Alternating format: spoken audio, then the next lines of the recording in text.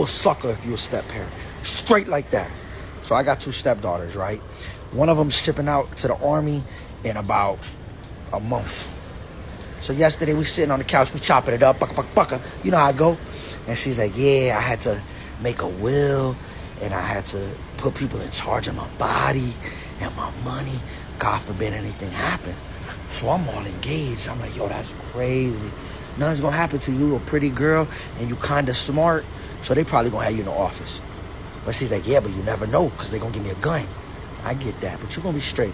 But she goes, just in case though. But if I do die, I left everything to my dad. So I paused for a second. I said, huh? Yeah, I left everything to my dad. I figured like he'll do the right thing. I said, everything? Yeah. I said, the car? Yeah. I bought you the car. All your jewelry? Yeah. I bought you that. I bet. You know what? You're right. Your dad a good guy. Pucka, pucka, pucka. I ain't even gonna be in your chest like that. So I go to the room. I'm watching TV, all in my feelings. You know, a tear fall from my eye. Like, damn, I ain't get nothing.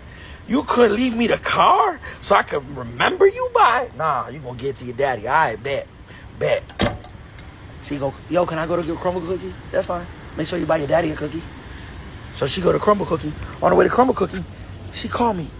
Yo, Rob, my car's shaking over 40. I said, oh, man. It's probably something to do with your tires. Pull over, check if you got something in your tire. Sure enough, she got a flat. She's like, yeah, I got a flat. What do I do? Call your motherfucking daddy.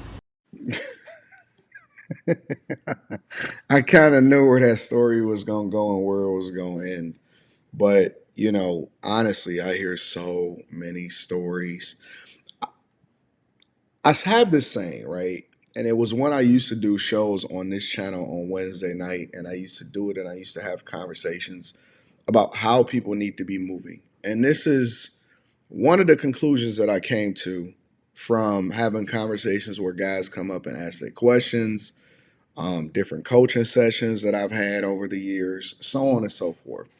And this is the conclusion that I've come to, that if guys could go back, overwhelmingly, not all, but if most guys can go back, as much as they love their children and adore them and they are in their lives, and they could undo what they had to do by not dealing with the person that they have children with or the person that they took on as children, would they do it differently? And they absolutely would.